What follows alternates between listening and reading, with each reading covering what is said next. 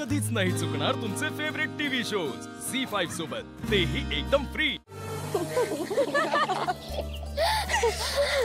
सावरे घरचे लग्नाचं बघत असतील ना ग? मी काय, माझ्या पण लग्नाचं बघतातच इतकी। अगं कसला पण मुलगा बघतात, मला तर विचारत पण नाहीत कसला पाहिजे म्हणून। तुला विचारत का ग? नाही ना, पण सांग ना कसला नवरा पाहिजे तुला? अगं घरचे बघतील की, घरचे बघतील तेव्हा बघतील, पण आपण आपल्या बोलायला नको। सांग ना कसा नवरा पाहिजे तुला? अगं सांग की। बरं सांगते।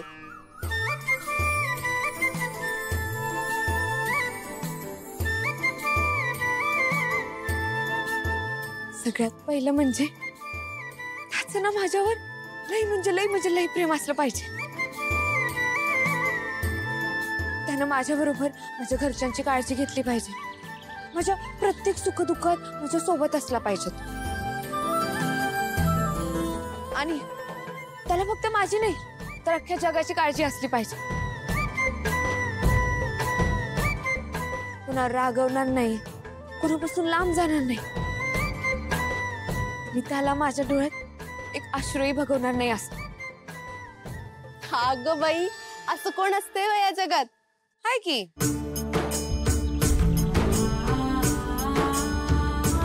जसा माझा विठुर आहे, तो सगळ्यांची मनं जपतो, सगळ्यांची काळजी घेतो, अगदी तसाच।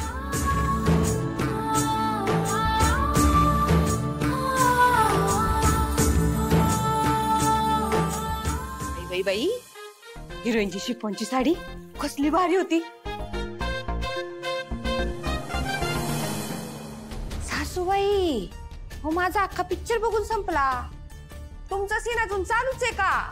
अगं जयंती, सासूबाई काही बोलू नका हो। मदर इंडिया, तुम्हारी माँ की ममता मी समज सकती हूँ, पण एवढ्या उन्हाचं मी नाही जाणार हो बाहेर। काय ना टॅनिंग होईल हो मला, मग टॅनिंग काढायला ना लई चंदनाचे पॅक लागतात, तर मला कोणी पैसे पण देत नाही। आणि तसं पण पुतळवाल्यांच्या घरांना डाग लागलेला आम्हाला चालतच नाही, मी नाही जाणार। तुम्ही बघा काय करायचं।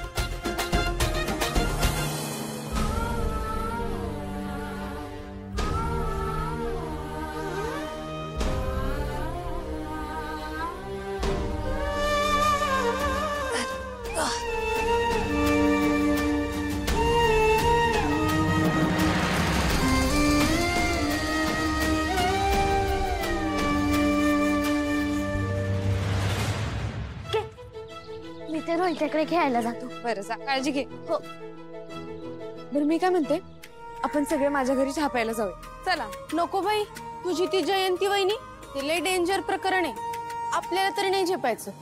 काही नाहीये ग, ती ना मनाने तिची खूप चांगली, फक्त कधी कुठं काय बोलायचं हे तिला कळत नाही। तुला तर बाई सगळं चांगलंच दिसतं, आम्हाला माहितीये काय ते। राहू दे, नंतर कधीतरी ती नसल्यावर येतो। बरं चल, चला। आई अगं कुठे निघालीस? आणि लंगडायला काय झालं तुला? अगं हे पायाचं दुखणं लय वाढलंय, चालू देईना ते। हापूची औषधं बी संपली होती, म्हटलं जरा घेऊन येऊ। अगं पण तू का चाललीयस? साऊ, आणि कुणाला सांगायचं बाई घरात? आई मला माफ कर, मी तुला म्हणलं होते पण मीच विसरले, ते मी घेऊन येते।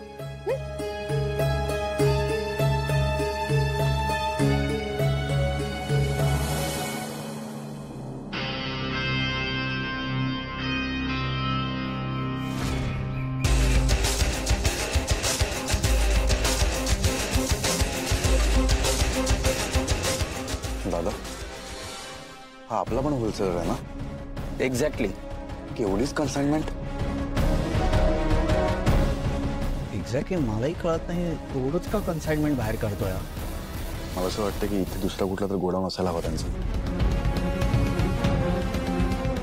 सारंग, मग इथे थांबून अर्थ नाहीये, आपल्याला तिथे जायला हवं।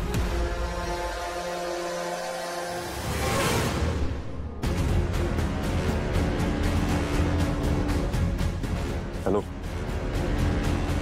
तुला जी चिठ्ठी दिली आहे ना ती घेऊन जा त्या माणसांकडे आणि त्यांना सांग हे सगळे प्रॉडक्ट्स हवेत. हो हो हो. आणि फोन स्पीकरवर ठेवतो. चालू असू दे फोन.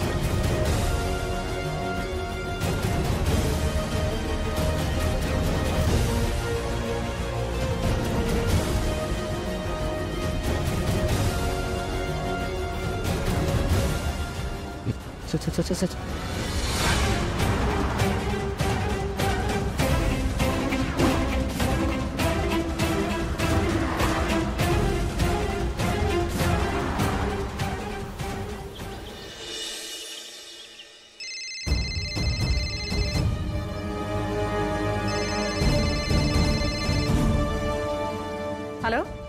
नमस्कार नमस्कार. जगन्नाथजी बोला. संकेत कसे असतात बघा ना. काल आपण सारंगच्या लग्नाविषयी बोललो आणि आज आणि काय जगन्नाथजी जगन्नाथजी काय झालं बोला. नाही नाही काही झालं नाही, काळजी करू नका. मी आत्ताच त्याची पत्रिका बघितली. तर पत्रिकेनुसार आता त्याच्या आयुष्यात जो काळ चालू आहे तो प्रेम, विवाह, नातेसंबंध यासाठी अतिशय अनुकूल असा काळ चालू झालेला आहे.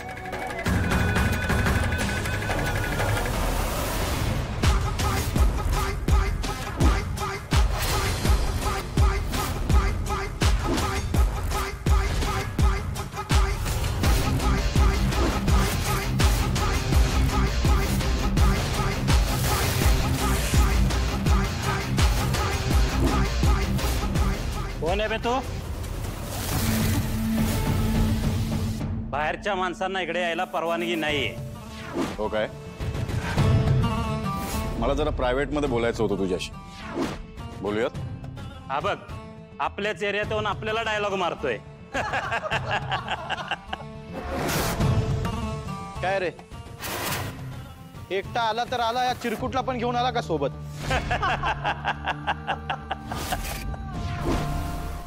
मचमच बस हा. याला पोचूया आपण आता. तुझ्या तर आता